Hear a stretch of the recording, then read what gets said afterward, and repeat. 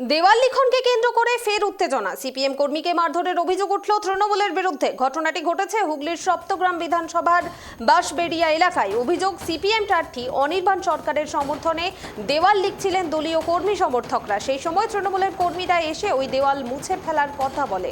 তাতে আপত্তি জানালে সিপিএম কর্মীদের ওপর চড়াও হওয়ার অভিযোগ ওঠে। এমনকি এক কর্মীকে বেধড়ক মারধর করা হয়েছে বলেও দাবি সিপিএমের। যদিও এই অভিযোগ সম্পূর্ণ অস্বীকার করেছে তৃণমূল নেতৃত্ব। ঘটনাকে কেন্দ্র করে এলাকায় ব্যাপক চাঞ্চল্য ছড়িয়েছে।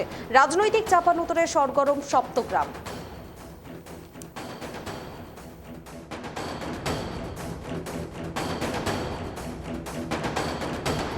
এই এলাকার আমাদের বিরোধী পক্ষের যে সমস্ত লোকজন আছে তারা আসে এবং ডাকে এবং ডেকে এই দেওয়াল লেখাকে কেন্দ্র করে এই দেওয়াল, আমাদের যে দেওয়াল আছে দীর্ঘদিন ধরেই আমরা এই দেওয়াল লিখি।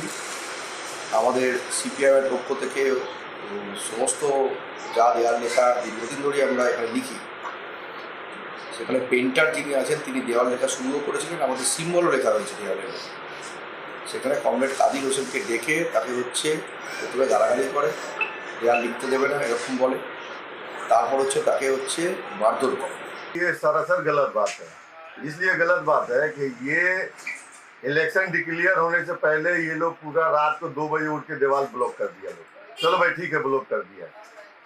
जो दीवार तुम्हारा था उसी पर न लिखेगा, जिस पर आज भी सिंबल टीएमसी का है, रचना बनर्जी लिखा हुआ है, उस दीवार को तुम काहे ये करे? वो तो दीवार हम लोग लिखेंगे।